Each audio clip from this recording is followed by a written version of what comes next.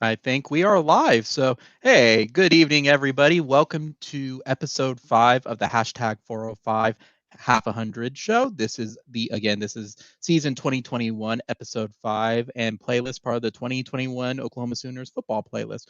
So, tonight it looks like it's just going to be the dynamic duo with me, the OU flag guy, and Gavin. So, before we get started, as usual, for everything, my opinions are on my own, don't reflect anything about my workplace.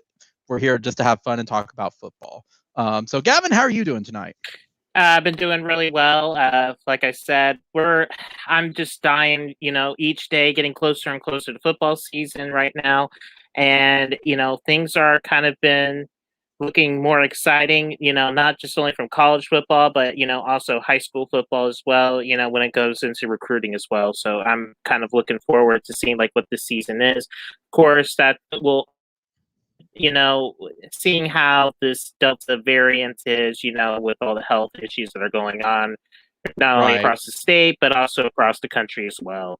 So, Right. And that's just all over what's going on. I mean, we saw it, and that's going to be a topic we'll talk about here later tonight, but that's definitely one that is just impacting everywhere. But I mean, the one that immediately comes to mind was Tulane. Not Tulane, but the New Orleans Saints in the city of New Orleans announcing that they are going to require vaccinations. So records and everything like that. So we'll talk more about that later in the stream. But it's crazy still to think, though, that we are literally in the last week of the preseason at this point. We are kind of in the week before week 0. So we're here. We made it. We made it for what that's worth for year 2 of COVID, especially with the Delta strain and everything going on. But it's amazing how we've had such an exciting off season, though, as well. We've had OU and Texas moving to the SEC. We've had the Delta stuff. I mean, that on its own has its own thing. We've had the NFL draft. We've had basketball, and then we've had all the little controversies and stuff here and there with it. Is there anything don't that's forget the specifically? NIL. Oh, yep. I cannot forget NIL. Everything has excited so much. Like it was on the back of my mind with the NIL too, and everyone's melting down or praising part of it. So, which one immediately comes to your mind with this being the last true, in a sense, the last true week of the off season? Well, I would say the most significant news for me would probably be these two. One would probably be NIL. That is such a power game changer right there, though, too, and the Supreme Court with the ruling on that. And I think the second would probably be OU and Texas moving into the SEC. That's going to be easily be my top two for those particular reasons, though, too, because now it seems the power is starting to shift more and more towards to where the SEC is going to be like an absolute true powerhouse, and everything, and it's making like the SEC to where they're pretty ingenious on their part, though, too, to where they have like a good power grip on college athletics in a whole in more of a sense. I would have to agree with that too, because when you think about the NIL and just how much it changes what you can actually do even in enforcement and everything like that with it, just as well as what scholarships can you offer, what players do you expect to really just kind of going above. Like it's changed everything, and it's not done yet. I think we're going to go back here probably within the next couple of years to say like, yes, they can accept straight up cash at that point. Or, I mean, you're going to have to reach the point where they're going to have to regulate something with it. It's the wild west right now, and they got to do something to reel it in. I don't know to what extent they would have to do that, but you got to do something for it so people aren't just writing blank checks. You got to do something with that, but it's still a game changer for that. Now, that all being said, though, we're in the like I said, we're in the week before week 0 of the offseason, and even though it does not matter, I wanted to get it out of the way now. The coaches poll was announced, and OU arrived at number 3. Do you agree? Do you disagree with it? Again, it's the coaches poll. It plays no impact at all. But what's your thoughts? What's your thoughts, Gavin? Well, this was something I felt like, if anything, I was going to say, like, for anything, was going to consider if OU was at number 2, I was going to be okay with. Number 3, it was like, I'll give you a little grace there. But I felt like at number 2 was going to be like the highest part. The lowest I would have gone was 4. But so it was kind of in that bowl range for the most part.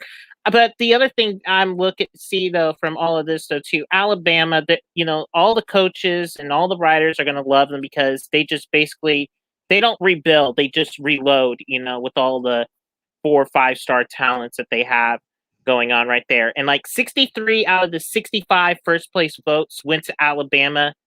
The only other 2 votes that went was straight to OU. So, and I was like, I would have thought, if anything, with those 2 first place votes, they would have put them at number 2. But, that to me was like a little puzzle, to see that, you got 2 of those first place votes and yet ended up in the 3rd spot. Well, who did they put at number 2? Number 2 was Clemson. That's just so surprising why they would put Clemson at number 2. I forgot that they put him at number 2.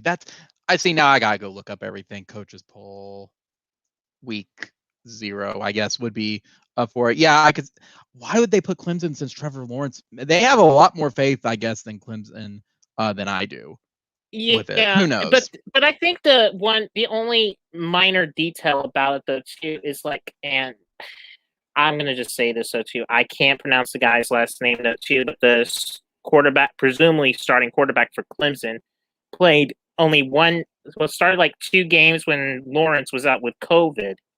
When it was against Boston College, which they got won by a squeaker, and then lost to Notre Dame in overtime in their place, but it was like kind of first time chills and all that and everything. So there's a little grace there. So, but he was a former 5-star recruit, and he has showed some flashes of brilliance too. So, I can see a little bit of it though too. But I would have probably swapped OU and Clemson at 2 and 3. That would probably have been my safe bet, if anything. But I mean, other than that, I really don't have an issue, with where they're ranked at personally, because right now it's it's going to be one of those seasons to where, and this is something I've looked up in the last time.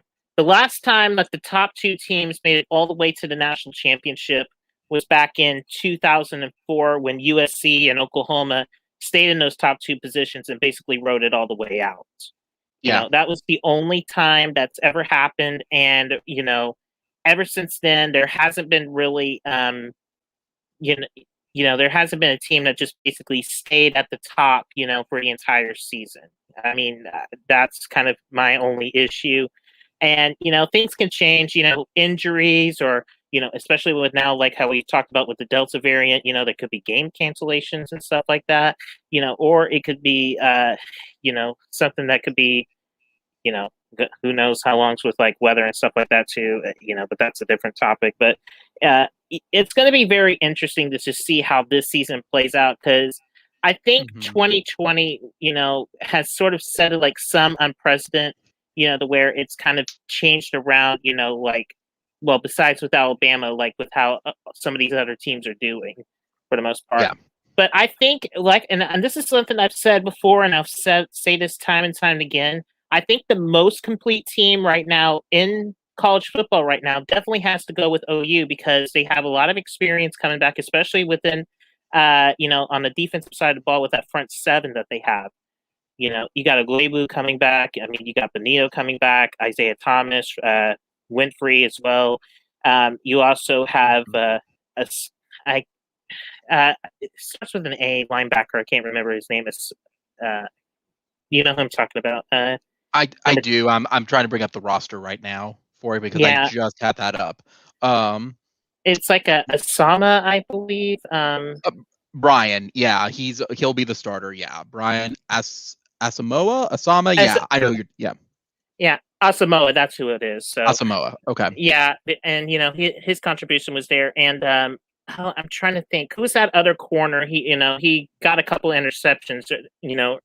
One against Florida, and another one was against Texas. So too, he's going to definitely be a a big time threat at corner. So I can really see, that defensive side of the ball is going to be looking really, really well. So Yeah, it's going well, to be and very exciting. yeah, when you take a look at the rest of that, again, the coaches poll doesn't matter because it just does not play a factor anymore. It's the who's who at this point with the coaches, because even they've admitted they don't watch all the games.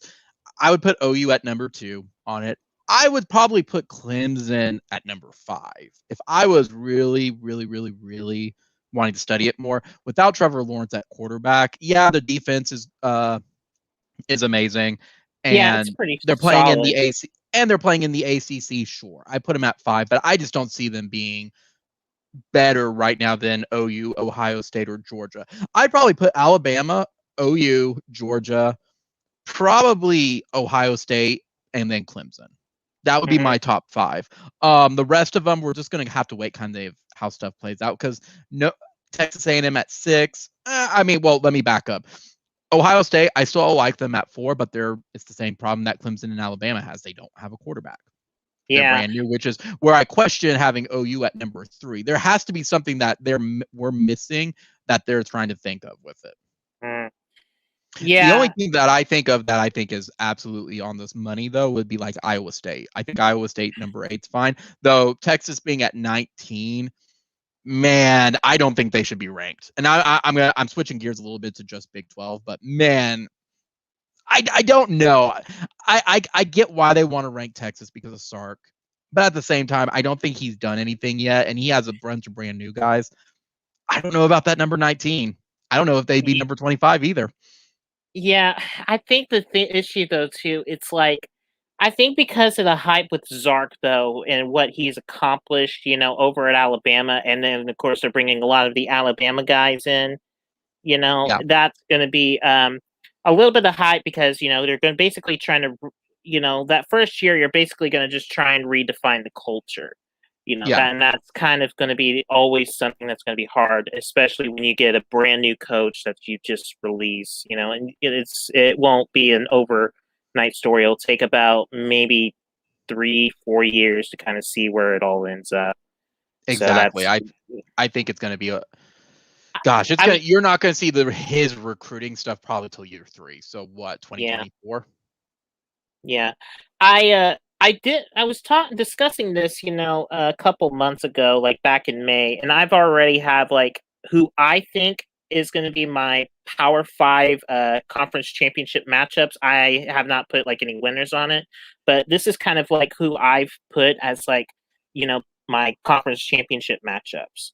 The Big Ten I have right now, and this is going to be changing. I have Ohio State and Wisconsin right now, which those two have been dominating right now in their respective divisions. The Big 12, I put OU and Iowa State because OU, with the offense and defense and that complete team, and of course Iowa State has that really good team though too. So I can see them both returning to Arlington. I'm gonna throw a monkey wrench in that. I'm absolutely gonna throw a monkey. I don't think Iowa State's gonna make it. You don't think Iowa State's gonna make it? Okay, who do you think we'll put in their place? Okay, so hear me out on this one. It's going to be 2. Just because of if OU is going to move into the SEC with Texas, karma's going to come into play, and I think Texas is going to be the other opponent. I think that's just going to be the funniest one. Now, my own wishes aside, if I had to really pick, literally spin the wheel of destiny, OU has played bingo with every single team. I think it's going to be like TCU. I think Iowa State's going to drop 2 games, and they're going to be out. TCU might have a great defense, but the only thing right now with their offense right now has been like the 5-star running back that they had, which was like that they've had just recently though too, that started last season. And then but Chandler Morse. Well, Chandler, I absolutely believe he's going to be the starter. You think Chandler's going to be the starter? Yeah, I do. By at least game 3, I think he's going to be the starter. Okay. I mean, that would be an interesting thought. I just don't know if that's going to be able to match up with Iowa State at all for the most part. I'm going to just double check real quick and see something real quick. I want to see who. Let's see. Well, it's TC. It's going to be played in Ames. So here's the thing. Crazy things have always happened in Ames, but I just feel like Iowa State's going to edge you out on that one. I sort of have to disagree with you on that one. I think they're in the running. They got to make it by. And I know this does not play into the Big 12. They got to make it past Iowa first. They got to prove something to me. They actually have to beat Iowa, and I think they play at Iowa this year. Yeah, I just looked that up. TC's at Iowa State, so. No, no. Iowa versus Iowa State. I think okay. You're talking about Iowa versus Iowa State. Okay, yeah. I mean, I'll be very. They play them at Ames. So yeah. So it'll be very interesting to see on that. Okay, so moving on from my Big 12 thought, ACC matchup. This one I had, was because I was looking at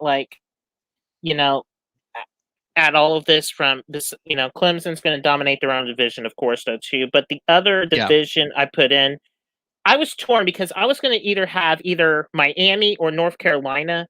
And I had North Carolina having that edge, though, too, especially with the, how they've, did pretty much last season. I would take that. I absolutely agree with that. I'm thinking Clemson, North Carolina.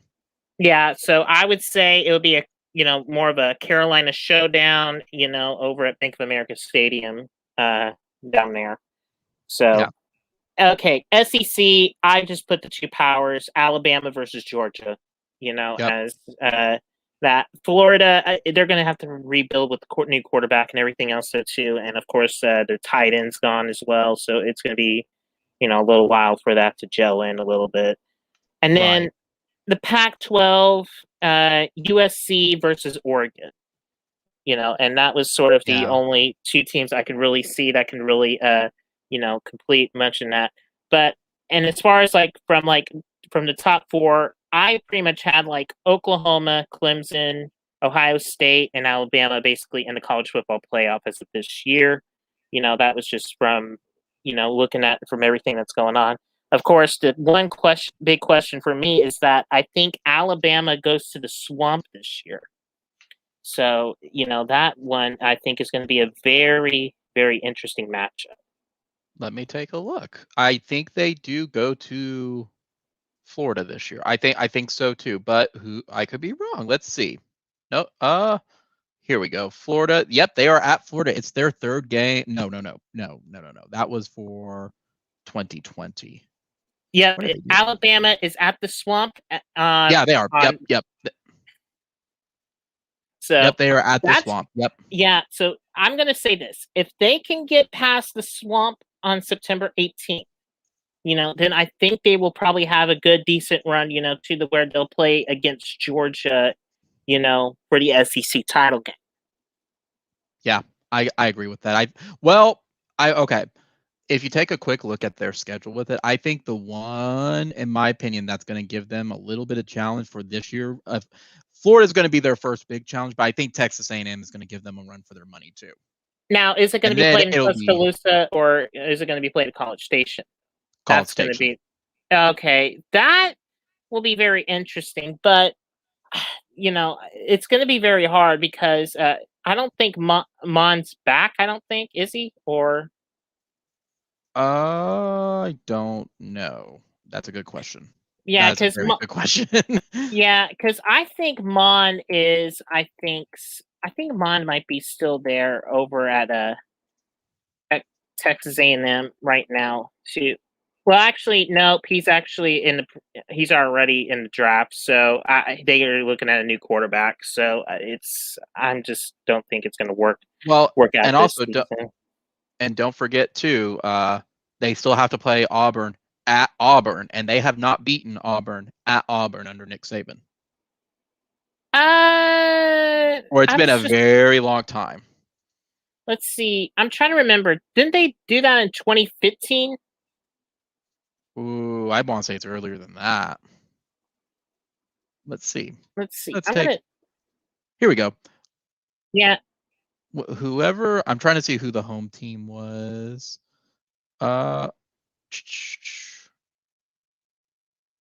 Yeah, I'm actually looking it up right now.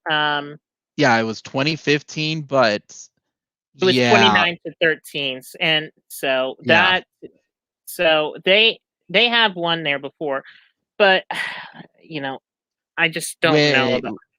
Yeah, I don't either, man. No, if Auburn's going to be ranked, Alabama better have that game circled. Absolutely circled. But then again, Iron Bowl has always been going, has been known for crazy finishes. Let's see. I'm just trying to think. So, like, I'm just thinking about this, so too.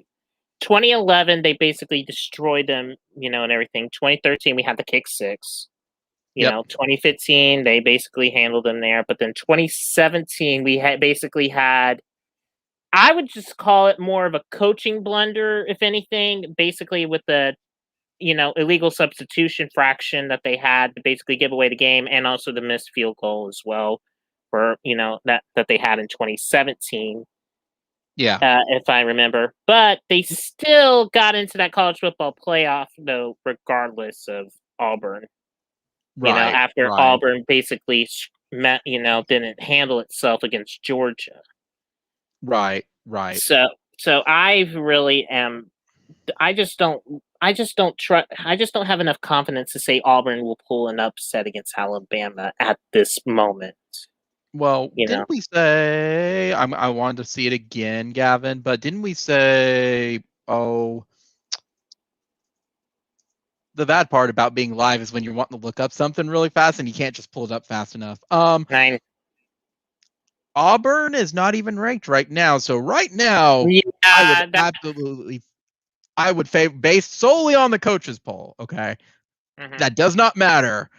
But based on that coaches poll, I would give the favor to Alabama immediately. Yeah, I would too at this point, though, too. And I have them favored to win the conference right now. So I do too. Yeah, I just don't see. I mean, will there be an upset here or there? You're going to get that maybe, every once in a while or so. But I just don't see how anybody's going to get past Bama. I mean, Texas A&M might give them a little run for their money. I mean, LSU, I would give them just a slight chance, like very slight. I don't, not gonna go like the 2019 like Joe Burrow years or anything, but just kind of give them that slight there. And right now, Mississippi State, with Kiffin and Leach right now, that's kind of almost in the back and forth and everything. So now I do want to give you another one too, though. On your ACC, I would definitely pick North Carolina over Clemson. You would pick North Carolina over Clemson? Absolutely. Clemson has a defense, but I think Mack Brown's Tar Heels are definitely a dark horse. Yeah, I consider them like one of the dark horses, to be in the playoff, but I just, wasn't really sure because it's kind of hard to go, against Clemson in that defense right now. Absolutely. I would not see any reason why you would vote against it right now, but man, Mack Brown is doing something at North Carolina. Man, that's a hard one. Though they got to make it there first. Yeah, that's going to be the issue, though, too, because I think more than anything, that's going to be one of those games where I think North Carolina, I think they will do really well in their own division, because right now it's basically mostly like Virginia Tech, and, some of the others as well. So it's going to be where I think it's going to be North Carolina and Clemson. But like I said, I have Bama, OU, Ohio State, and Clemson, as my 4 in the college football playoff as of right now. Yeah. So those are what I would pretty much consider in my top 4. Yeah, and that's a good kind of prediction at the moment for it until we get a better read starting like next week. And I did want to give a shout out. We have 3 viewers right now, and we have a couple people in the chat with Josh Prime, James Lill, and I think Classic Sports is in here as well. And James actually had a question for us, which is good talking about from like what we were talking about with the playoff and what we were talking about just kind of preseason polls. He mentioned what is our thoughts on like the spreads and everything if we do any type of sports betting.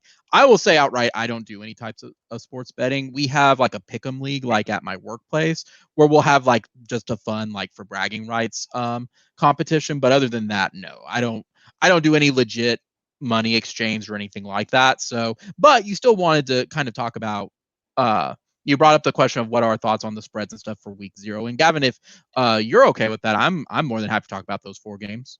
I'm okay at the moment. So Yeah, again, we don't do any betting or anything like that, but we're happy to just talk about it and see what our thoughts are on it. So his ones was right now Illinois and versus Nebraska. Nebraska is favored against Illinois at -7. Man, you and I cracked this joke not that long ago that Nebraska's got to get to Norman first at 3-0, and there is a chance that they're either going to lose to Illinois or they're going to lose to Buffalo. I would definitely take Nebraska with that spread. I would probably go with Nebraska. Probably go with Nebraska themselves. I mean, I'll just say this: it's like the issue, and I have, and this is sort of my biggest issue though too right now. Like, and the Big Ten West is kind of been one of those been like in that sort of area to where they're somewhat decent, but they're not in that top tier. So I think if anything, I would see Nebraska can beat Illinois for the most part, but I just think if anything else so too, and I think they can handle Buffalo, but I don't think they will get like over the crop, where they're going to get that awakening in Oklahoma. I don't either. And looking at that game, Illinois also is just terrible. Yeah, Nebraska is just terrible too, but I don't know if they're gonna. I think Nebraska is going to be a little bit more stable, if anything, in my opinion, too. Because right now, Illinois has always been, kind of hard to really see. The only time you'll see Illinois is basically like if they pull an upset for the most part. I think they did I think a year or two ago, where they, pulled off a top 25 upset. Of course, I want to also say Josh Self. I miss Nebraska being good as well. I would say, we were talking about this last week, about, how really good Nebraska it was. In fact, I think if anything, I would say from my lifetime, I thought the Pelini years were probably like one of the better years that I've seen around, more recently than where they're at right now. Especially with the fact that 2009 they had Ndamukong Suh, Heisman finalist, and basically, was dominating with that defensive front and almost got away with beating Texas, until they hit that last second field goal. And then, of course, 2010, it was a battle of the Big Reds, down over in Arlington, and OU basically came away with that with a 3-point victory. So I'm not gonna lie, Gavin. During that one, that was my sophomore year at OU, and I actually thought we were gonna lose that one about halfway through. I was gonna watch all the way till the end, but I'm like, man, Landry Jones had to wake up, and he did in the second half. Yeah, in fact, they were actually down 17-0 at that one point until I think it was like an interception in the end zone that it was I think by Travis Lewis that gave them that spark and sort of turned themselves around a little bit. If I'm not mistaken. Yeah. So I thought that was like the best, game, if anything, for the ages right there. For the last of the Big 12 championships before we got into like the Neo Big 12 championships. But concerning the Illinois Nebraska, again, we both want to state you still have to make your own bet. We're not going to make the bet for you. We're not responsible if you lose. I would personally say I would go with Nebraska. I do not know if I would go with a touchdown spread, though. I don't know if I think they would cover the spread. I think, if anything, I would put them about under. I think they would be better, more of a 3 or 4 point bet, if anything, than I would a 7. With Illinois? Yeah. Well, actually, you know what? Let's take a look. What was Illinois' 2020 record? Because that may change my opinion on which one with it. They were what? They were overall 2-6. Oh man. I'm just saying. I don't know. I feel like it would be a little bit more on the underside for me personally. I would go under. That's how I would put it. This would be one of those if so we do two different ones. We do the pick a winner at my workplace, but also like the 25 point spread where it's like confidence points. This would be one of those games I would put kind of like in the numbers 1 through 5 where it's if I win it, I win it. If I lose, it's not a big deal. But concerning betting, man, that's hard. Me personally, I'd favor Nebraska, but man, I would go under that spread. But that's me. Yeah. But again, this is not betting advice. This is just us just chit chatting and be like, here we go. I want to stress that if you lose money on it, that's on you. The next one, Uconn versus Fresno State. I'll outright say I think Fresno State's going to win, but man, that spread is definitely hard. 27.5 points. That is ridiculous. Yeah. Ooh, I don't know. I would go the under on that one. Yeah, I would definitely take Fresno State for the most part. That's all I could probably say. I would too. It's just UConn's terrible at football, but that 27.5, I don't know if Fresno State's going to blow them out of the water like that. So, but yeah, taking a look at their 2020, if we're going to talk trash, we might as well see what their football record was.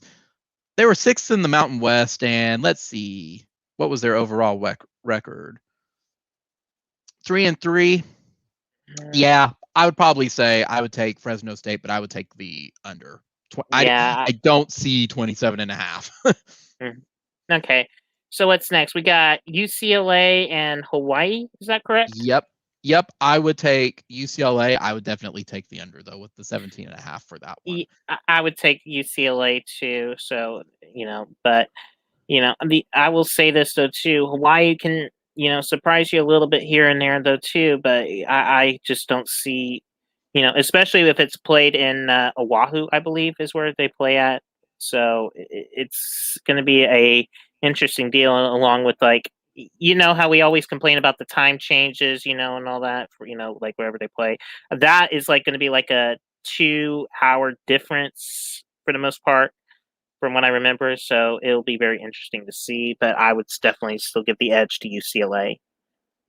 I would give the edge. Now, the flip side, I looked at their schedule on it. They play in the Rose Bowl. So they play at the Rose Bowl? Oh, okay. Mm-hmm. I thought they were in Hawaii, just from what I was reading. So I think Hawaii is a very, very, very solid team, but it seems like anybody with a pulse, they do seem like they lose to.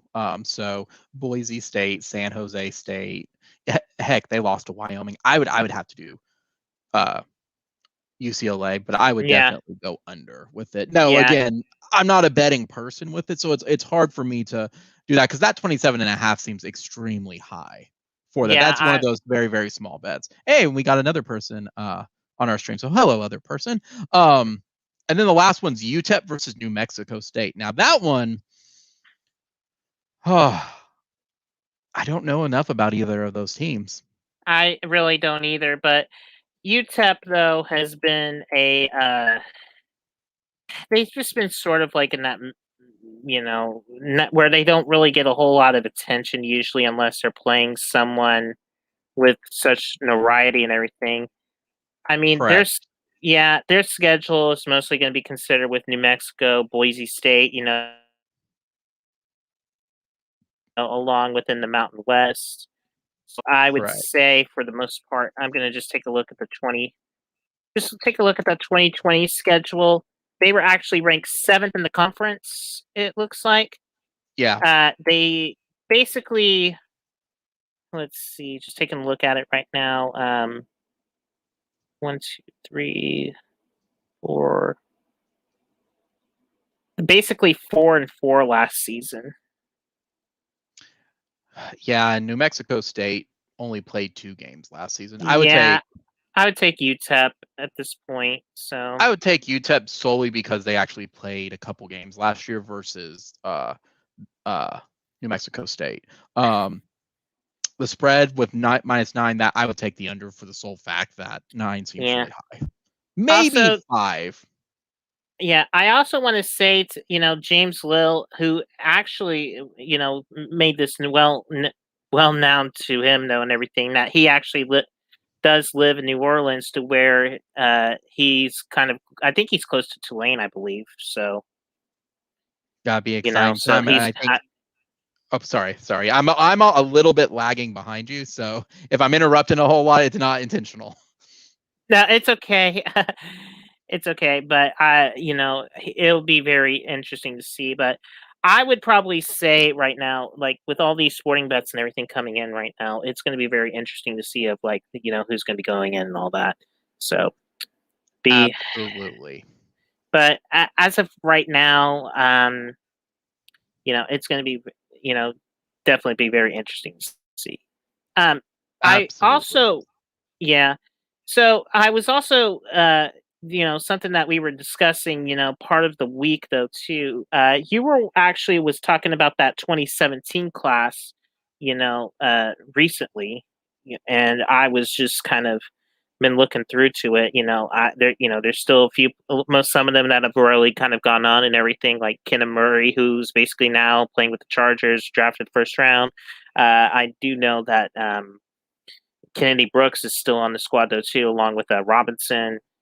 And just kind of seeing like that from that class, they've there's been some success and then some that have kind of went away from a different wayside.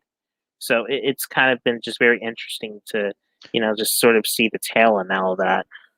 Correct. So I had this thought about a week and a half ago, guys, where it was this is either going to be Bob Stoops' like kind of hybrid last class or Lincoln Riley's true first recruiting class, because this was Lincoln's first true year as head coach.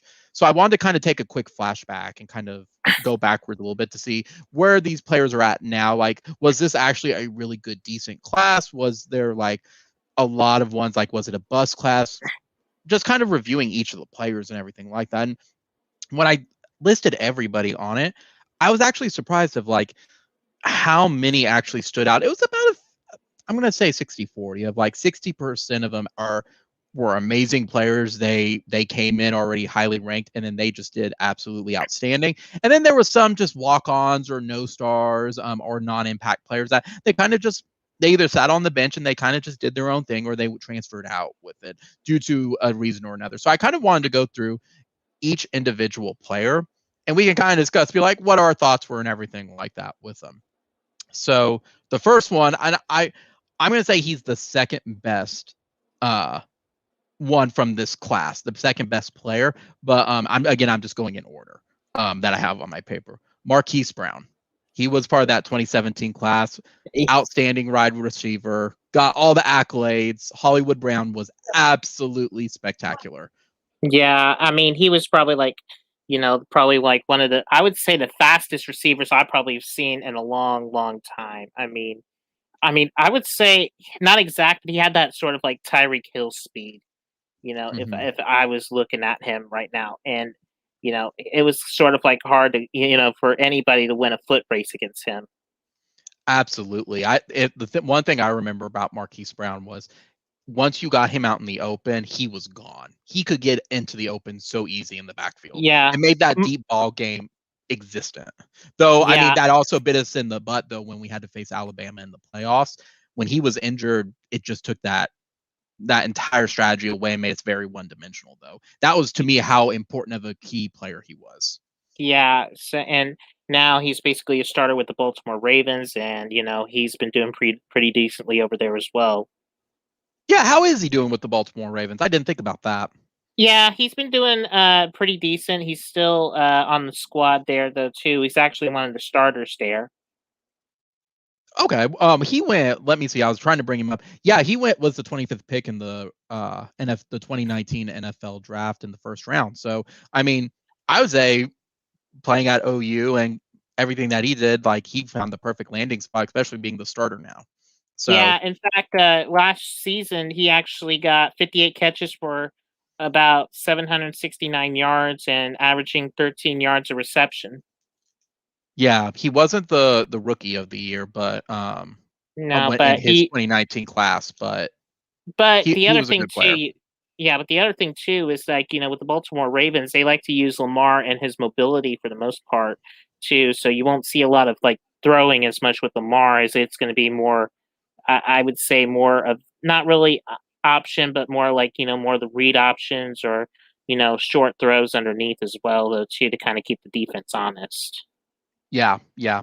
I want to do a side note, Gavin. We've reached the highest on this particular stream. Let it be known at 8:39 p.m. on August 15th, 2021, we reached 5 viewers. We've actually broken our top record. So, hey, We're making progress. We are making progress in the world. I guess so. So I hope y'all are enjoying it. I know I ramble and I interrupt a whole lot. It doesn't help that I'm on lag, like a 2-second lag behind, but I hope y'all are enjoying it. So that all being said, so that was Marquise Brown. The next one, obviously, he's still on the starting roster, Kennedy Brooks. I think he's going to be the number 2 running back. I think he's going to be behind, I think it's Eric Chase. Do you mean Eric Gray? Gray. Yeah. See, this is why I'm here for you, so that way I can make sure you keep the names in check here. It's why we can't have the nice things. Speaking of that, Gavin, I got a story for you really fast. I got a story. Speaking of the nice things, so get this. So this is not even football related, guys. So I'm so sorry, but y'all are gonna if I have to tell it to Gavin, y'all have to hear it too. So if you see me moving around a whole lot and stuff, it's because I'm doing this, okay? And this is why. Get this. So last week on Wednesday, I had the worst migraine of my life. Okay. It put me on my butt for 2 days. Like, it was pretty intense. Okay. But Friday evening and Saturday morning, I was like, oh, I have some potted plants that I want to like move into bigger pots and move them over. Right. So got a couple of my plants, put them in some bigger pots. And then about Friday evening, early Saturday, I saw my hands start breaking out in like blisters and boils. I'm like, what is going on? What did I do? There's nothing I'm allergic to. So I found out that a plant that I moved from one pot to the next was actually in the same family as poison ivy. It's called devil's ivy. And I think it's a potmus. So I was just like, huh, well then, this is a bummer. So I think everything's good on it. But yeah, if you see me moving around a whole lot, it's because I'm just adding like the anti-itch and stuff to the hands because it just broke out and everything on it. So the moral of the story is, when you actually look at plants and you're putting them in pots, make sure they're not poisonous and or part of the poison ivy family, because you may break out into boils and or thing within like 3 weeks. So that's also just get some gardening gloves to protect yourself. That's another moral of the story. That's my own fault, and I should have thought ahead on it. But it is what it is. So I'm taking care of myself. But it was just like, man, I just could not catch a break. Could not catch a break like any of Hollywood Brown's defenders against him. Could not catch a break. So anyway, so that being said, had to say that. So Kennedy Brooks, I think he's going to be the number 2. I think he's going to be right behind Eric. I think he's going to take some time to get back into the groove. But him being number 2 is still not a bad deal. That's completely fine. I think him being number 2, that gives us a lot of depth. I can see more like, Kennedy Brooks kind of has that, I would say not like the top speed or flash though too, but he has that somewhat of like that, just a little little stout running back, that you can use, to sort of power your way through as well. Is sort of my biggest thing with Kennedy Brooks though too, because even though he has some decent speed on him and everything, he has like some pretty good power onto him. So I can see like a good thunder lightning combo, between Gray and Brooks, if anything. Correct. And I think he's going to be, if I had to really, really, really think about it, he reminds me a lot of Samaje. Yeah, he really does. He's just going to be a power runner and goes through, but he has that burst of speed that Samaje, I always wish Samaje had a little bit more of. Yeah. So that's going to be, something, to see. So. Absolutely. So the next one is going to be, go ahead. No, you go ahead. I was just typing something. So. Okay. I think the next one on our list was Kenneth Murray, and Kenneth Murray, gosh, what an outstanding defensive player. Yeah, he went from a 3-star, to a late first-round pick, though, too. His development, was really, really well out. And I think when Alex Grinch, got there, he basically took him to a whole nother level and basically, became like one of the most outstanding linebackers. I would probably say maybe close to, I would say like near, even I would say better than Travis Lewis and, but not as better than Rocky Calmus, though, in that sort of sense. So, yeah, and I mean, when you take a look at Kenneth Murray was picked up in the NFL draft, round 1, pick 23 by the Los Angeles. Yep, by the Chargers. And do we know how he's doing in the NFL right now? I think he made a really good impression, for the most part, though, too. In fact, Kenneth Murray, actually, I was seeing like some of the tweets and everything that, OU football just usually does on him over the years. In fact, he actually got 68 tackles solo, which, was pretty decent, and 1 sack last season. Gotcha. So I think he's going to be starting off really well. Obviously, I mean, with them not being, he's not an offensive player, so he's not going to have as explosive highlight reels versus like CeeDee Lamb or Hollywood Brown. But it looks like he's contributing. It looks like things are going up and up for him. I do feel like if he was still here, gosh, we could have used him one more year, Yeah. in my opinion. But yeah, I think he's going to do fine. Obviously, now this is where I think this is the best player from this class was CeeDee Lamb. Gosh, CeeDee could make magic happen out of nothing. I will always remember the run he had against Texas when there was the 6 players around him and he weaved around all of them and made it into the end zone. Oh, what an yes, outstanding player. Flicker. Yeah, it was the flea flicker right there. Yeah. It was basically looked like it was going to be a stretch though, and then basically they pitched it to Jalen Hurts like they did in Ohio State, but Jalen just cocked it back. Basically got that corner looking in the backfield coming up, and basically threw it right over there. And like you said, had like 5 or 6 guys, and just basically, just shuffle foot right there. But his best game, I think, in my opinion, was against Texas because he got like 10 catches, near 200 yards, and 3 touchdowns in that game. If it wasn't for CeeDee Lamb, OU wouldn't win that game. Absolutely. Like CeeDee was such a game changer. He's going to go down. He was one. If I was correct, he did not win the Biletnikoff. No, he did not. He probably should have. Yeah, but I think that actually went to Jefferson, I think, over at LSU, if I'm not mistaken. So, but I think anyway, so too. Yeah, I think so too. But man, what a shame that he did not get it. Yeah, last season he basically got 74 catches for over 900 yards and got 5 touchdowns. So yeah, he is absolutely ridiculous as a wide receiver. Yeah, I mean, he's going to be an absolute game changer, for the most part. I think 100% at Dallas too. Yeah, and I think I don't know. They've been talking about, the other great 88s so too, and they're considering him up there, over at Dallas, like with down there, like with Des Bryant and Michael Irving. So, it's going to be very interesting to see how well he's going to progress for more than anything. Right. And I mean, I think he's going to go down as one of their legends if nothing bad happens, no injuries, no trades, anything like that. I think he's going to be a top wide receiver. Just in general, I think he's going to be one of the best in there. He just has that moxie. Yeah. The next one, Marquise Hayes, he was part of the line.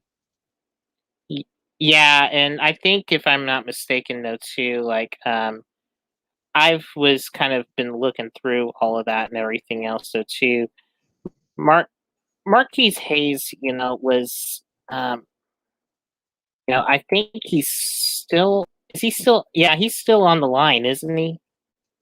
Oh, I believe I have Mark. Well, maybe 1 second. Maybe I want to say yes. Yeah. I want to say yes because when I'm typing it, oh, there it is. Yes, he's on the line. He's our senior. Yep. Yeah, so he's, I think if anything, just having him there, probably with that senior leadership is going to definitely help out more than anything. Do you think he's going to be a captain this year? That's going to be an interesting question. I would assume so for the most part. I think if anything, that's going to be one of those things to where that's going to have to be based on the team issues because I don't know like how the team morale would usually be for the most part, but I would say I would consider him maybe one of the captains along in there. So, but the others, I'm not really sure, just based on the dynamic right there itself. So that's something I would love to look at and see, as before the season starts. Right. And when you take a look at the OU depth chart with Marquise Hayes. He's left guard, and right behind him is Chris Murray and Marcus Alexander. So I think that's a very, very solid depth at that point Yeah, too. I think if anything, just having that experience there will definitely be more of a factor with him there, if anything. Yeah, and especially too because the O line is just so young. I think that's definitely going to be. He's going to be a solid it's going to be young, but I think with more potential, and like especially with like what Wanye Morris, as well, going to be on that line as well. So I really think, if anything, it was like, if you remember, like how Creed Humphrey, when he was a freshman, was like along with these super dudes, and everything, who was along that line though too, and then Creed basically became, sort of that starting block and everything else so too. It's sort of the same thing that they do. So they'll always get a couple of seniors and juniors in there and put in with some of the younger freshmen and sophomores. So it's something that's been kind of very constant more than anything I've been seeing over the last few years. Correct. I'd be a little more worried on the O line if he wasn't there at that point. And what's his name? What you just mentioned him, Wanye Morris. Yeah, if he was the only one, I'd be really worried about the O line. But with Marquise Hayes there, I think you almost have to expect him to be a captain this year with it, because if you look at the rest of the team on the offense, it's a very young offensive team, and we'll talk about that next week. For all of y'all watching right now, next week's going to be our season preview show where we're going to go through like the games, we're going to go through the players, but the only seniors, like upperclassmen that are like seniors that I am seeing is Wanya Morris, Marquise Hayes, and Austin Stogner. You're forgetting Kennedy Brooks. And Kennedy Brooks. Yeah, because the rest of them look like they're freshman and sophomore. What about Jeremiah Hall? Isn't he going to be? I thought he was also in that class too. So Jeremiah Hall. Oh, you're right. He is. I missed him. Jeremiah Hall. He's a senior. Yeah, Eric Swenson's a senior, and Tyrese Robinson's a senior too. I mean, I would consider Jeremiah Hall as a captain, though, in my opinion, though, more than anything. Yeah.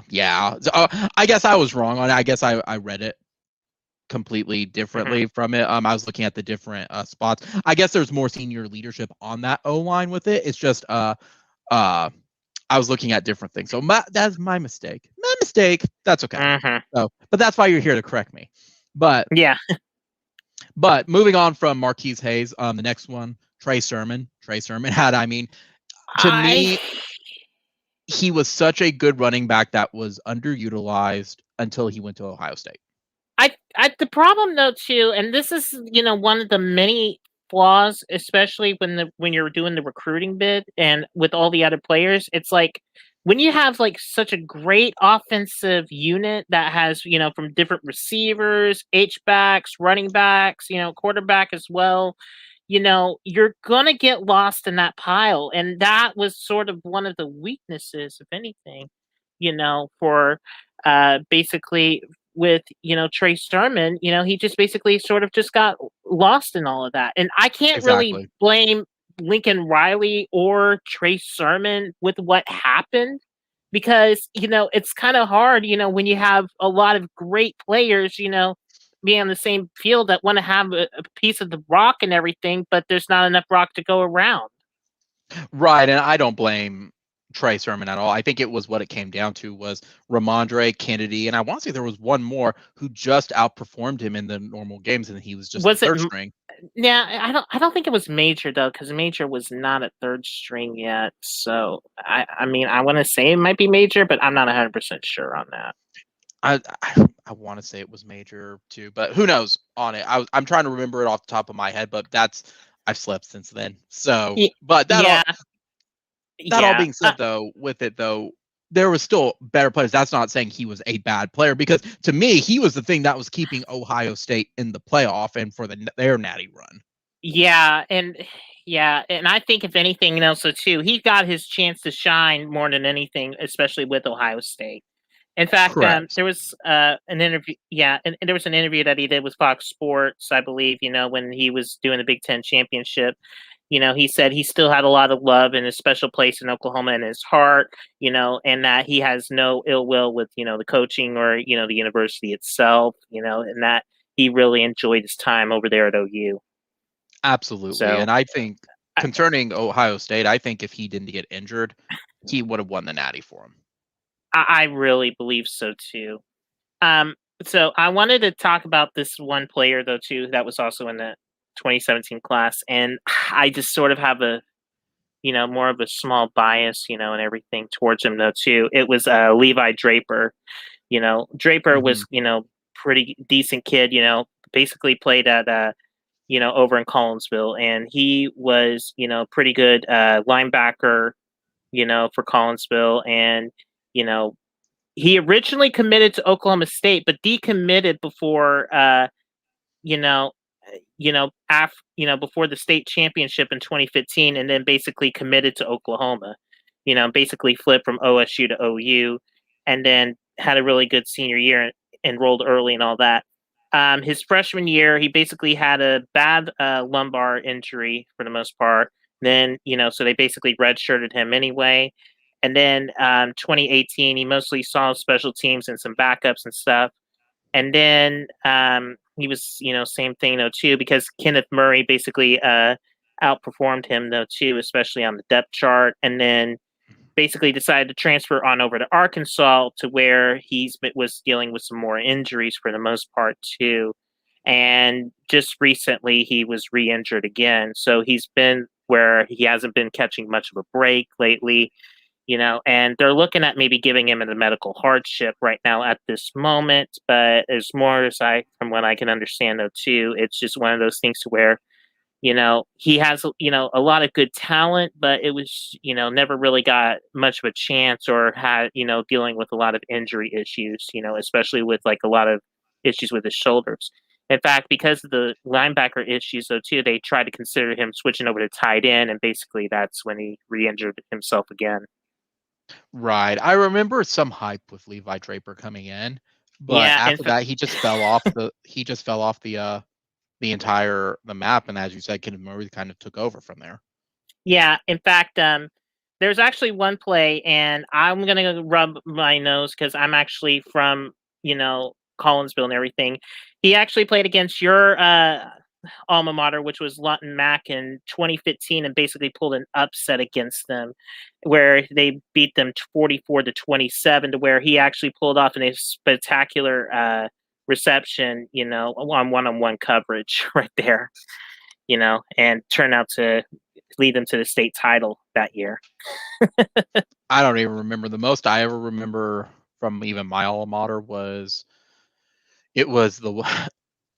I forgot what even year it was the first time they won it, but they had to face Dalton Wood.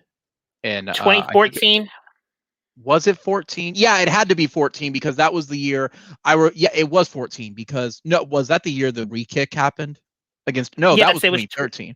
No, 2014. 2014. So it was 2014. Yeah, so I went from that game straight to the state title game, because they were being played back to back. So I literally left right as the game ended at OU Stadium, right after the re-kick, and that led to a lot of cussing and things I won't go into from there. But that being said, it was like a whiplash of emotions with it, because it's like, oh, you lose one, but then your old alma mater wins their first one. It's a little weird, but they had to get through Dalton Wood for that, and that was a gauntlet with him, because he was that team with it. And then Dalton Wood decided to go MIA. Yeah, in fact, they've actually beat Skychuk, which was in a renouncing win, over there as well, though, too. I remember seeing that matchup, because that Lawton Mac team in 2014 played against Collinsville as well, where they pretty much handled them soundly. Like, I think it was like 35-14. In fact, Lawton Mac, Levi Draper, played against Lawton Mac 3 times and basically lost 2 out of the 3. One in 14, and then the other one they lost in 2016, but they beat them in 2015.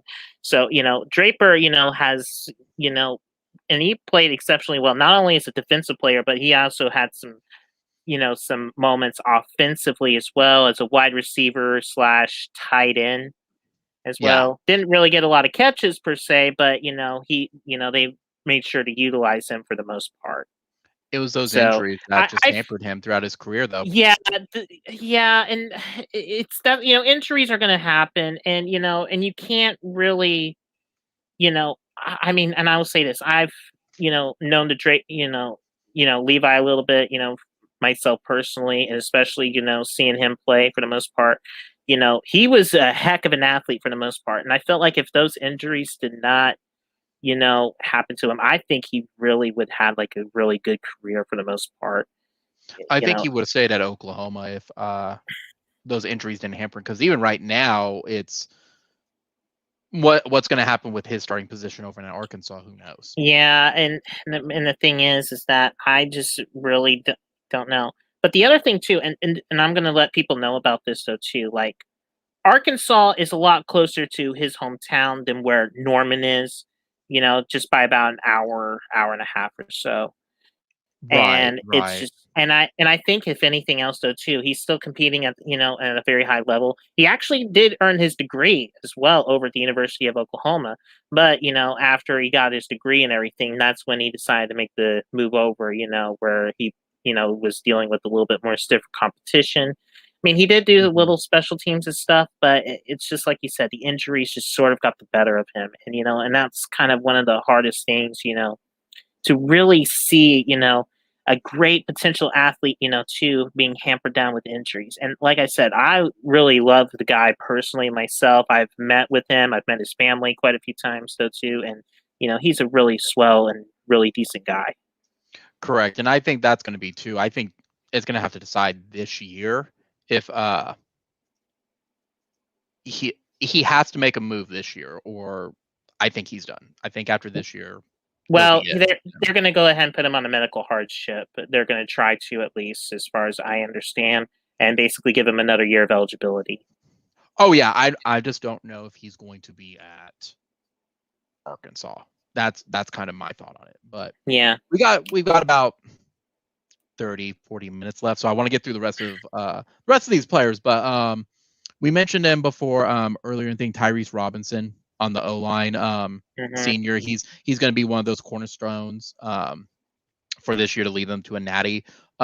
Here's one that was good, and man, it was injuries that cut him short, and then it wasn't. And I know a lot of people think it was political behind it. It's just they're not going to risk it. Was Grant Calcaterra, fantastic tight end, but OU just did not want to risk that injury.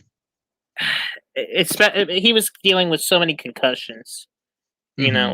From what I remember. And I'm just going to say this. I'm more into the point to where player safety should be always in the forefront and everything, because there's been studies though too, like the actual brain, for those that are going through like high school and college, the brain doesn't fully develop until it's about 25, 26 years old. And to have that to where it hampers, part of his development for the most part, it was just for me to where I would rather see them on the air side of caution, not risking his future for the most part than, basically winning a national title or so, with, as many concussions as he has. So I'm kind of, more, felt like the what ifs and stuff like that though too, but I prefer the safety, for Calcaterra for the long run. Let's not forget too of Calcaterra. He did get picked up by another team, but they were willing to take that risk with him. I don't know if did he end up going to the NFL? Calcaterra, I don't think so. In fact, I think he, if I remember, transferred at one point, over to SMU. Yeah. In fact, he's actually a redshirt senior. It looks like with SMU right now. So this would be his last year then. Yes. So barring another medical injury or something that they can figure out. Yeah. But okay, but I'm gonna make this quick reference though too. I think this was one of those players who really started to shine. Isaiah Thomas, 100%. To me, he was definitely an underrated 3-star who became to me a 5-star. Yeah, or he developed into a solid 4-star. Yeah, and also, over here down near the Tulsa area though too, where I have always said though too, sometimes, Tulsa area does not sometimes get a lot of rep and everything. Take a look at like Trey Brown, Rocky Calmus, and some of the other players though too. Tulsa, is a pretty good hot spot when it comes to high school football as well. Now, the team that he was on in high school, was not really considered, one of the greatest or anything, but him playing though too, he made much more of an impact, on the line more than anything. Correct. In fact, Thomas and Draper basically played against each other though too, because they were in the same district. Well, if you're talking about Oklahoma guys, there's also Creed Humphrey and Trey Brown. Yeah. Trey Brown, that was, and of course he got picked up, early in the draft with the Seahawks, if I'm not mistaken. So, that's going to be, that was another good pick. So, like I said, I feel like if anything for this class, it was like a lot of good players that were in there, that really develop. And then you got some that just couldn't catch the breaks that they need, or just, was just basically, if there was, when you take a look at the list of the actual starters who actually made an impact. So when I took a count, there was 1, 2, 3, 4, 5, 6, 7, 8, 9, 10, 11, 12. If I was right, 13 players who they didn't do anything for the team there, or they were backups. There's 2 of them that are still on the team still. There's Reeves, Munchchow. I cannot say, he's our punter. Okay. He's still there. And then Justin Broyles. They say he is still there, but he's not on the depth chart. So he's just a bench warmer at that point with it. Yeah. And he was like considered, I think he was actually a better athlete than Levi Draper. He was considered like one of the top players in the state. Yeah. He was out of Oklahoma City. Yeah. In fact, if from what I remember though,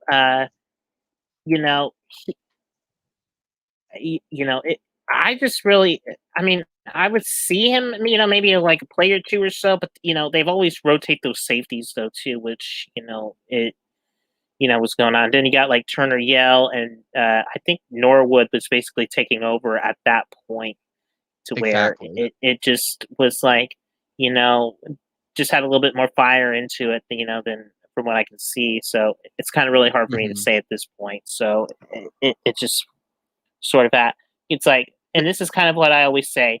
Once you basically get into college, there's no stars or anything else though too. You're going to have to prove it out on the field, every snap, every down.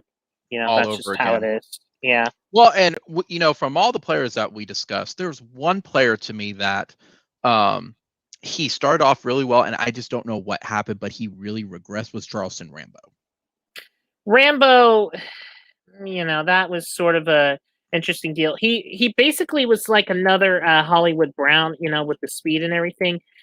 He had some pretty, good moments for the most part.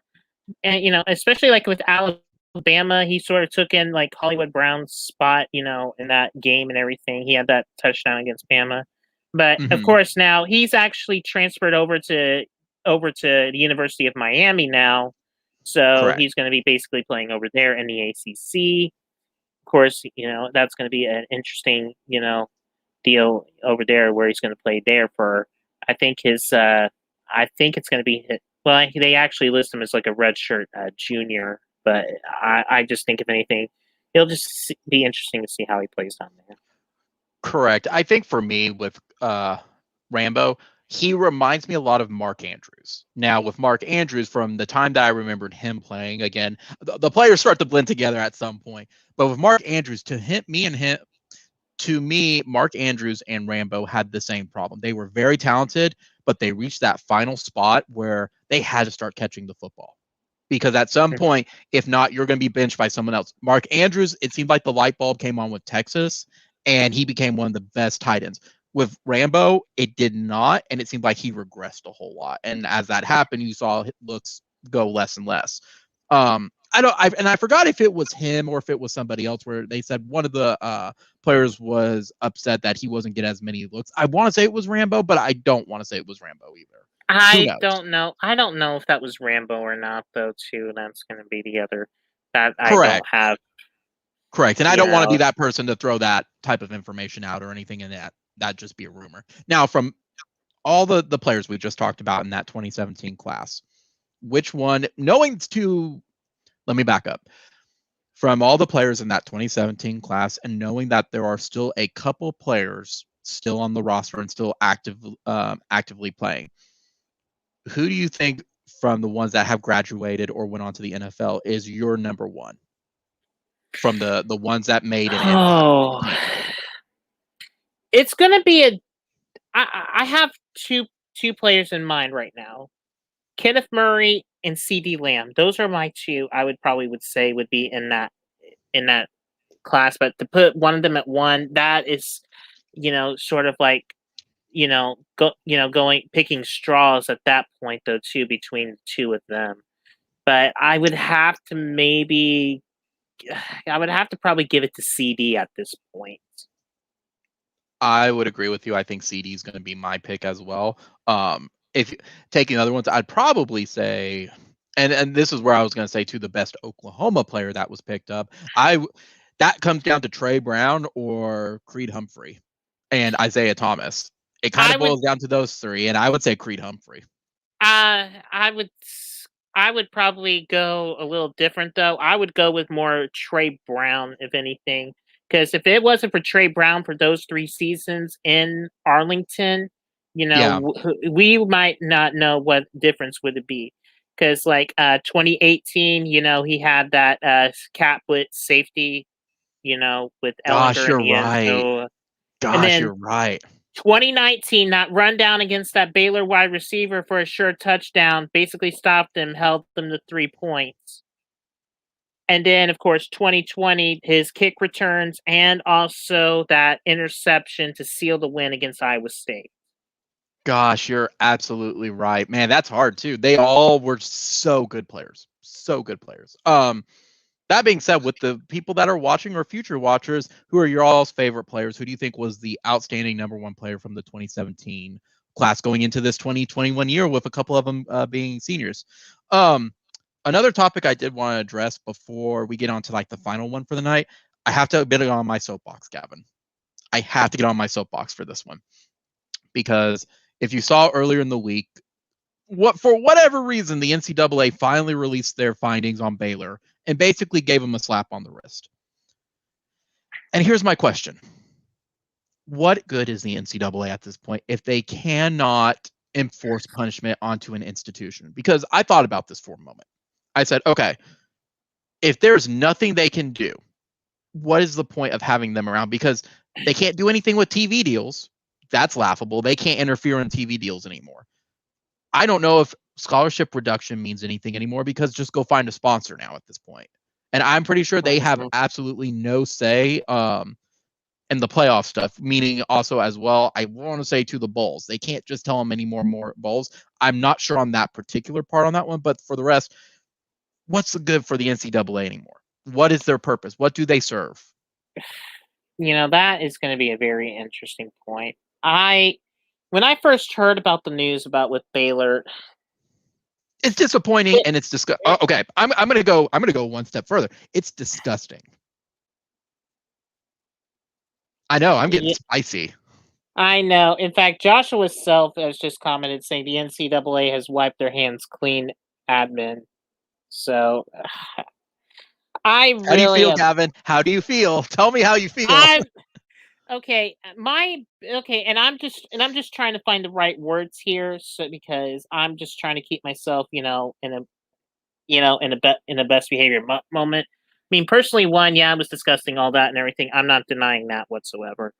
But the problem I've had though too, it was like, the problem I've just had though too, it's like, I just could say, and this is not even the same comparison. It's like, if anybody remembers, the whole death penalty with SMU and everything else, so too, it was basically somewhat of that. The only closer thing that we had was maybe, I would say, in our generation would maybe be with Penn State with, all the sex abuse scandal and all that and everything else, so too. Mm-hmm. I mean, I would say it would be, if anything, I would say it should be in that same range. But the other problem that I have is when they did that to Penn State,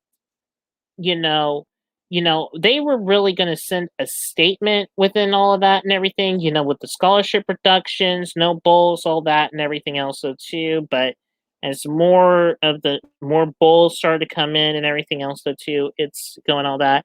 And it's sort of weird because the NCAA sort of undid itself with like Penn State back in 2012, where they pretty much punished all of that, but it was something that was off the field.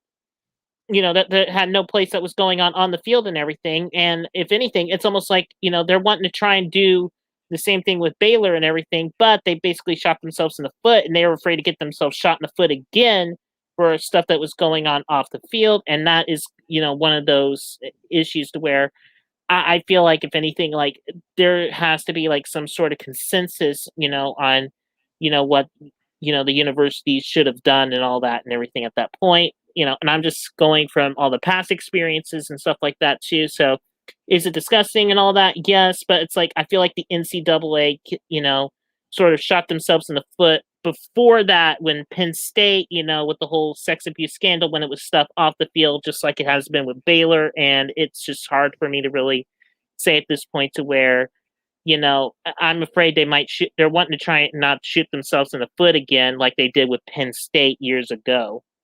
I feel like they just don't want to do any type of leadership at all. Because I thought about this scenario. Bear with me, Gavin. Let's say you're OU, okay? No, let's go with a reasonable. We'll say you're LSU. We'll say you're LSU for a moment. Oh yeah, and LSU. Yeah, there's been a lot of issues going on there. Yeah, let's use a relevant team for the moment. Let's say you're the University of LSU, and you have an accusation against you, and the NCAA's said, okay, we're going to investigate. You being, let's say, a board member of LSU, what would any other answer at this point be? Cool. No. Make us hand it over, get a court case for every single thing, and drag this out 20, 30 years. What is stopping any school from doing it at this point? And then it defeats the purpose at that point of doing the investigation. There's nothing stopping any school from doing that. And because it seems like, let's take Missouri, when you do actually comply with it, or even OU with as ridiculous as it still is to this day, the 2 bowls of pasta, you're going to be put on probation unless you pay this $5 something things for the bowl of pasta. Why would you report any of that stuff at this point? And then if they try to accuse you of it, why wouldn't you deny it? Or tell them we're going to make every single step of the way extremely difficult? Yeah, I'm like, it's really hard to say, like, the best deal of action, though, too, to comply and all that as well. Man, that is, I'm going to be honest with you, I'm pretty stumped on all of it, if anything, to be honest with you, Josh. It's one of those things to where, I know, right? I feel like, if anything else, though, too, like, and this is something I feel like, though, too, like Mark Emmert and the NCAA for the last couple of years, ever since and I'm going to just say this, ever since the Penn State scandal, the NCAA, and how it's been, dealing with investigations and stuff like that, has not been, to where the leadership has to be. Ever since they've shot themselves in the foot, with Penn State, in fact, they even reinstated all of Joe Paterno's wins after all of it. Right. As well, too. So it's like, they punished him hard and everything, but it was something that was not even dealing with any of the players or anything like that whatsoever. It was all the stuff that was going on within the administration. Exactly. And that is one of the other deals, though, too. Now, the other issues, like if it was the players and stuff that's doing all of it and everything else, though, too, that's kind of where my biggest deal is more than anything. If it was something that the players are in control and everything, then yeah, the NCAA needs to be down on them. But if it's anything that's dealing with the administrators, that's another issue.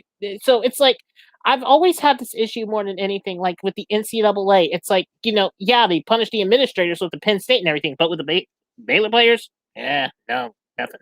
Yeah, it's just ridiculous. Other than slapping a wrist with basically losing some scholarships, that's about it. Well, and you have to take into account too the silliness of releasing this 5 years later at this point, because the big problem I keep seeing too is now that Baylor feels like they're exonerated from it. Oh, Art Briles didn't do anything wrong. We can hire him back. No, you cannot hire him back. Are you nuts? Yeah, and Yeah, and like it leaves a no. stain. It just leaves a bad stain, if anything, to the university and to the program itself.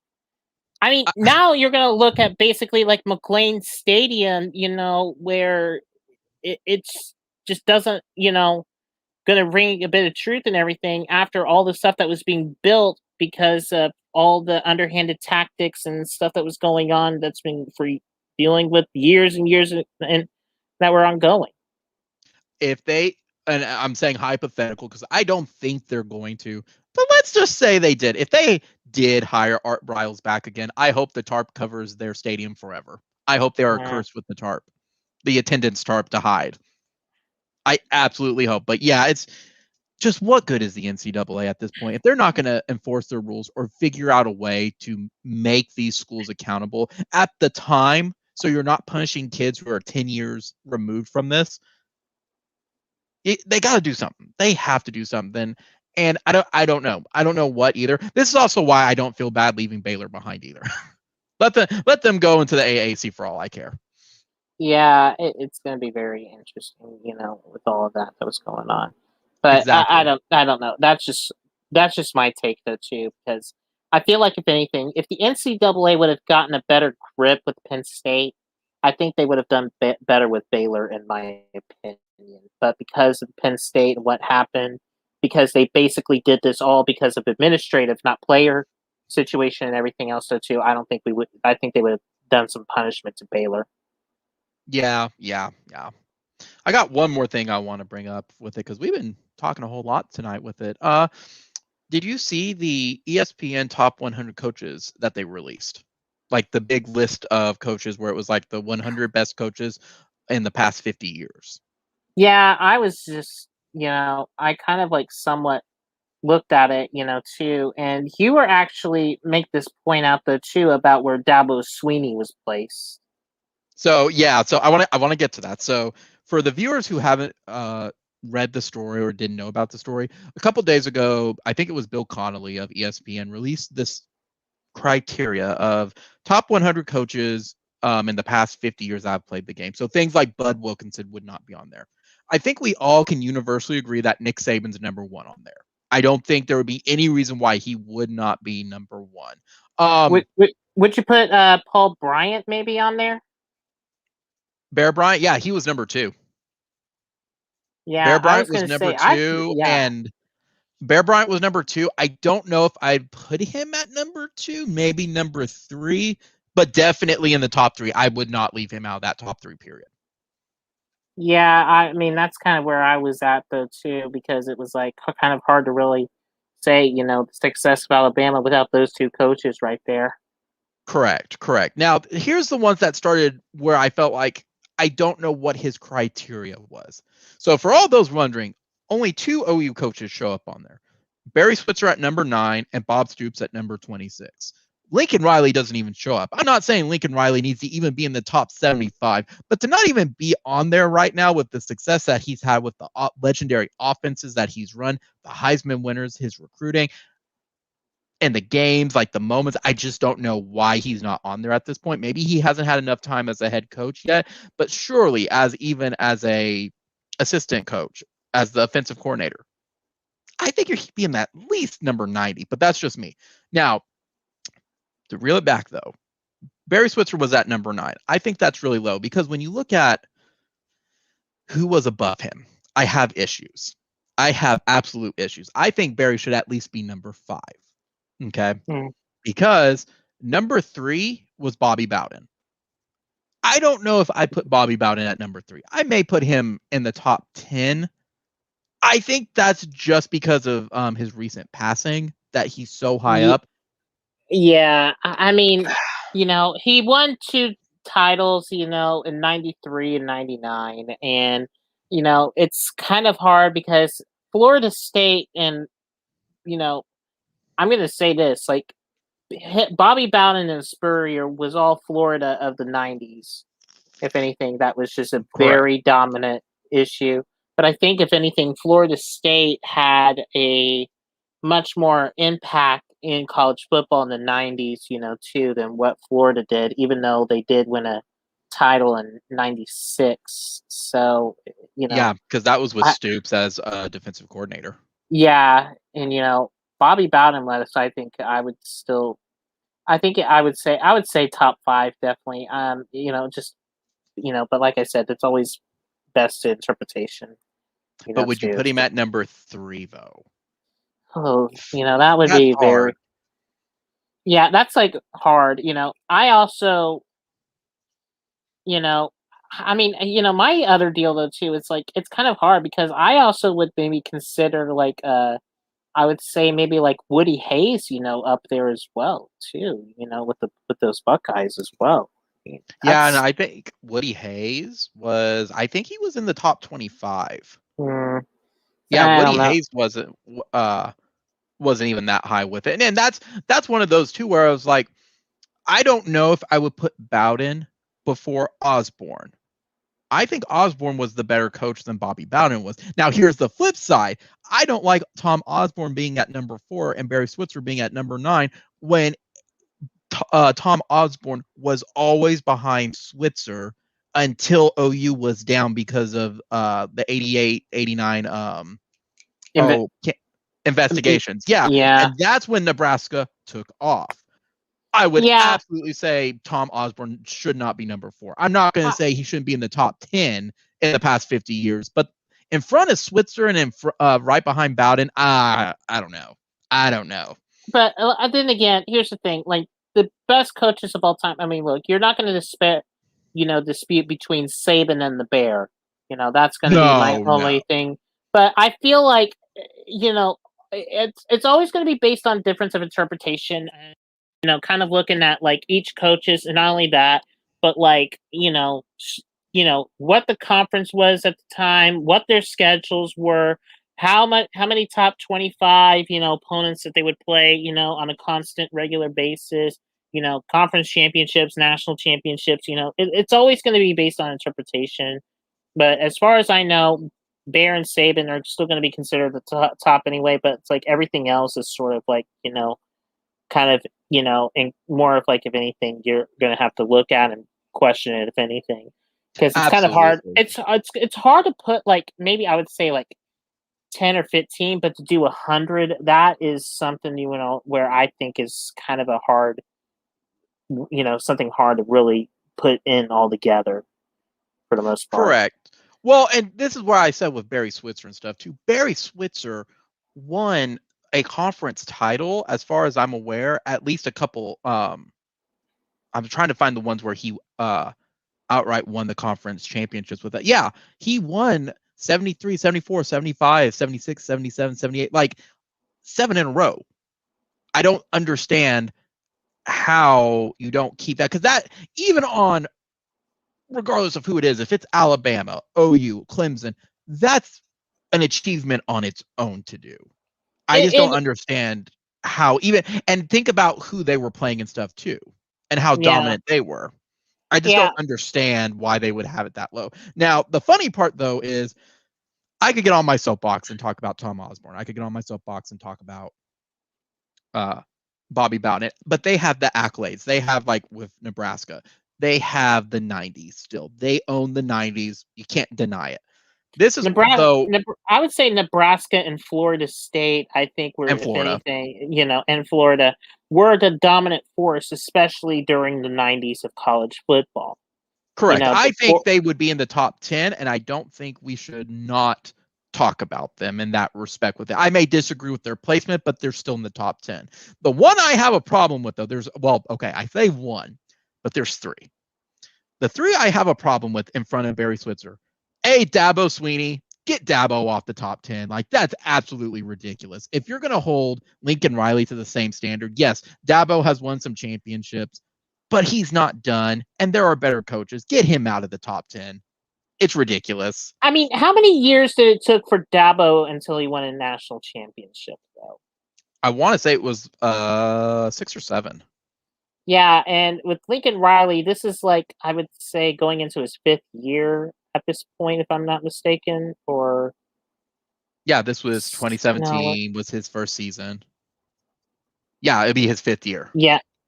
Yeah, so I just feel like, if anything, and I'm just look, I'm just saying this though too, but I feel like Dabo has like somewhat of a seniority deal, if anything else, so too, with over Lincoln right now at this point.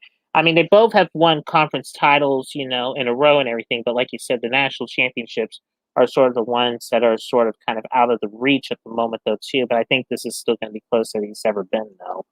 Correct. And when I looked at it, Dabo's first one was in 2016. So it took him 7 years to get from there to winning it. And then he won it again in 2018. I get that, but not in the top 10 of all time in the past 50. No, not even close. I would probably put him like around near the 30s or 40s, maybe at the moment, if anything. Maybe top 25. You would think 25? Yeah, let's get 25, because you have to look at the full. If they're going to say the full body of work on it, yeah, you've won the national championship, you've won the conference titles. Where's the rest of it? Give me the rest of what you've done. Which is funny, because I say Dabo, I feel the same way about Urban Meyer. I think Urban Meyer is a fantastic coach, not top 10. Top 20 for sure. Top 20, 100% for sure. Not top 10. Yeah, because let's see. He won 2 titles in 3 years at Florida, and then winning another one over in Florida. So winning basically 3 titles at 2 different schools. Correct. And so I would say, Okay, I take it back. Maybe Urban at 10. Yeah, I would say that, if anything, because I think Urban would definitely be in that top conversation at best, if anything. Correct. In that top 10, but I just don't see, if anything else. I mean, how hard is it to win two, it's hard enough win one title, but to do 2 different titles at 2 different schools, that's, a different feat in its own, if anything. I mean, I want you to find another coach in that list that has won 2 national titles, at 2 different schools. That's easy. Nick Saban. Well, yeah, Nick Saban. So, but you see the point. You see the point. Yes. But you see the point. Besides Nick Saban, I mean, who else, has done that? Urban Meyer's the only other one, though, too. I just, that's kind of my whole issue, if anything. So.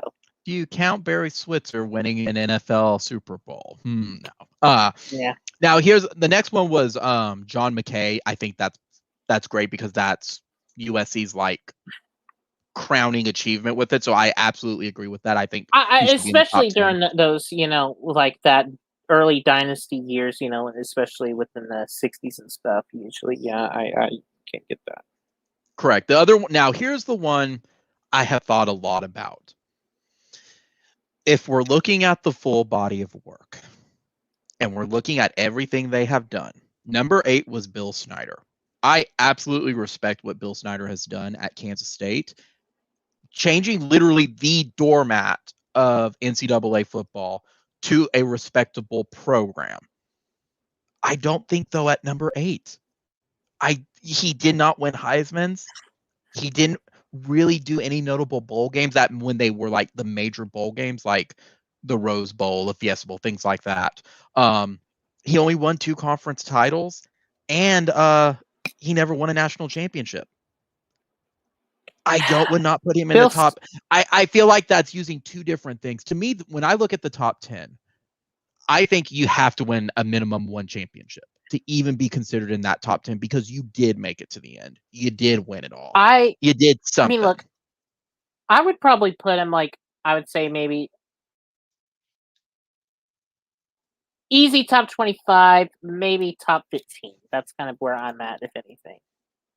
I think that's fair, because, like I said, when that's kind of where I would 10, absolutely, and that's how I think of it. Is like in the first 10, you got to win it all.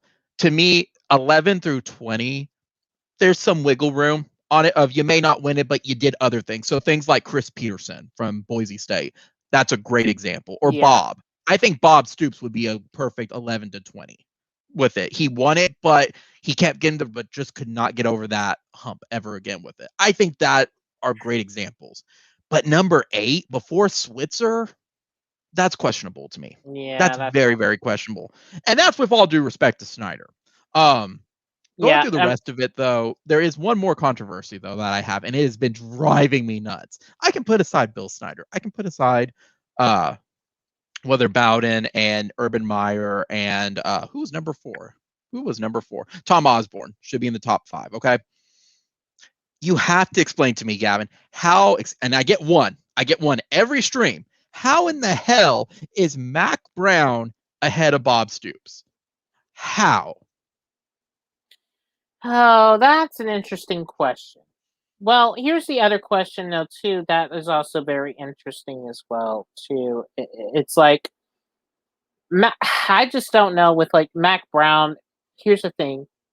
He was very much where I would pretty much consider in the early 2000s, basically was the second-rate coach and all that and everything. But then when we get to the mid to late 2000s, he started making his mark and everything.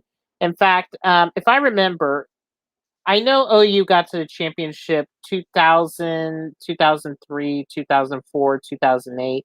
Texas only went to 2 championships, which was basically the 06 Rose Bowl and then if I remember, the 2010 national championship before McCoy got injured right there. Yep, when the Bama dynasty started. Yeah, so I would say, if anything, I would just say this. It's like the only times, there's like 2 times that they basically went on to win their own conference. And maybe I think there was a third one, I believe. I'm not sure. Well, no, I think they only won. No, it was. Wait, I thought they won it 3 times, didn't they? 2005, 2009, and that's it. Oh yeah. When was Mac became coach in what? 2000, 2001, or was it in 99 actually? Well, no, because I want to say it was later than. Was it? I think it was in 99, if I'm not mistaken, because Mac Brown, I believe, was already a head coach, and it was like Mac's second year and Bob's first, if anything. Yes, it was 1998 was when he first became the head coach. Okay, 98. So yeah, okay, so technically, yes, they won 3 because they won the one in 96 too. With John Malkovich. So okay, but that was like way back earlier then. So correct. But with Mac, he only won it twice. I don't understand. Everything Mac did was not what Bob did. That drives me up the wall. I do not know why they would do that. There's no body of work that would be better than that. Period. Yeah, so you basically got your 2 titles, but the other thing I'm also very interested to see, though, too, it was like, like I would just be interested of like not only the bowls that they played in, but also I wanted to see like the recruiting classes, during that time frame. I mean, just kind of looking at from that sort of body of work. And then by the time we got to 2010, it all started going downhill before, Mac Brown basically left for quite a while before joining North Carolina. Correct. Well, and that was, they tried to change that offense completely after 1 year, and their recruits were not built for that. That was not what their system was, nor what they recruited for, hence why they took a dip for quite a while, which they still are, which is what kills me with the Mac Brown versus Bob Stoops, because the one thing that you could always say was have them compete against each other. They did. We know what the on-field results were. Bob won it most of the time. Let's see. So looking at it, so if you go from 1999 all the way up, I would say up to 2014. So 99 was Texas. So let's just go ahead and mark this down. If somebody has anybody to write this, please feel free, because I'm just only going with what I have in my fingers. So 99 was Texas, which basically was like the Cotton Bowl, Dan Dapper, basically when they Texas basically got those plays and everything else. So too, if you remember the story, Mike Leach basically had the fake plays and everything, which I think that's still one of my favorite stories of all time. Yeah, and only Mike Leach could get away with it. I know. Okay, So 2000 was basically OU with that Red River blowout. 2001 was Superman. 2002 was Quentin Griffin and Hibble's 5 ducks, or I believe, or 3 ducks that he had, maybe 4. I can't remember how many ducks. Yeah. 03 was another blowout. So, you've already got 4-1 right there. 04 was basically that, not one of our best years, even though Adrian Peterson rushed for a whole lot, but just basically did pretty well for the most part, where they won 12-0. 05 was when they ended the streak. 06 was going to Texas. 07, went to OU. Then 08, 09, basically going to OU. 10, 11, and 12, basically going to OU before Texas winning it in 2013. Correct. So I'm kind of looking at it right now to where I'm kind of looking at it. It's like a 9-5 or 6 right now in favor of Stoops when it goes to the head-to-head matchups. It's 9-6. Yeah. So, I mean, I'm going to just say that and say this, though, too. Those two, for the longest time, I don't care, which decade, was your part of the decade was your favorite during that 2000s. But, those 15 games, though, too, were always nervous to watch. I'm going to just say this, though, too. I feel like 08, we sort of basically got robbed a little bit, where we should have gotten that interception called, and yet they still called it incomplete. Absolutely. That play still drives me insane to this day. It really does. I mean, I do not know how instant replay did not get involved in that, or whatever the case was at the time, too. And I feel like if anything, if OU won that 08 game, though, too, I feel like, they would have been, gone in there undefeated. Yeah, I absolutely agree. But, I mean, even if we went in there undefeated, at that point, it still would have been DeMarco Murray getting injured. That's the flip side of it. There's other outside factors. It just would have made that one a little. It may have stung more because we could have gone undefeated again. So, but going undefeated's hard. Yeah, but then again, if that didn't happen, we wouldn't have the controversy, with OU and Texas Tech, Yeah. and Texas, too, because that was one of the biggest controversies during that time. Oh, yeah, and that's one of those few times where you could say, if there was a 4-man playoff at that time, OU and Texas would have gotten in for sure. I don't know about Texas Tech because it was a last-minute play against Texas, and then we blow them out, but who knows? Who knows? So that was just kind of it. So, I mean, we've been doing this for about an hour, 40 minutes. So let's wrap up for this evening. Gavin, sound good? Yeah, sounds good. Hope you guys, take care of yourself. Also, keep an eye, wash your hands, and everything, and just stay safe. Yep, I want to thank everyone for again joining us tonight. Gavin, thank you for joining. Be sure to comment, rate, and subscribe. Again, my goal it is a bold goal, but my goal is to reach 1,000 subscribers by the end of this year.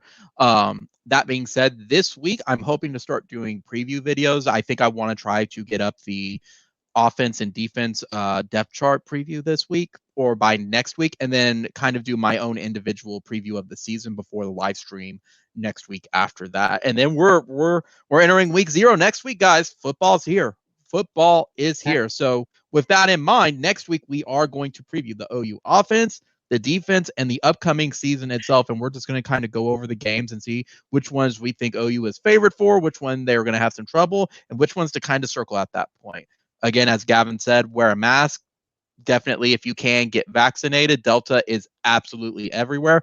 The one more person vaccinated, the better. It really, really keeps the spread self-contained, and it stops it from mutating. And as I always say at the very end of all my videos, remember to treat the planet very kindly. We only have one. So, you got anything else for me, Gavin? Nope. You pretty much nailed everything on the head there. All right. Peace out, y'all. All right. Peace out. Boomer Sooner, everybody. See y'all next week. Same time, same place.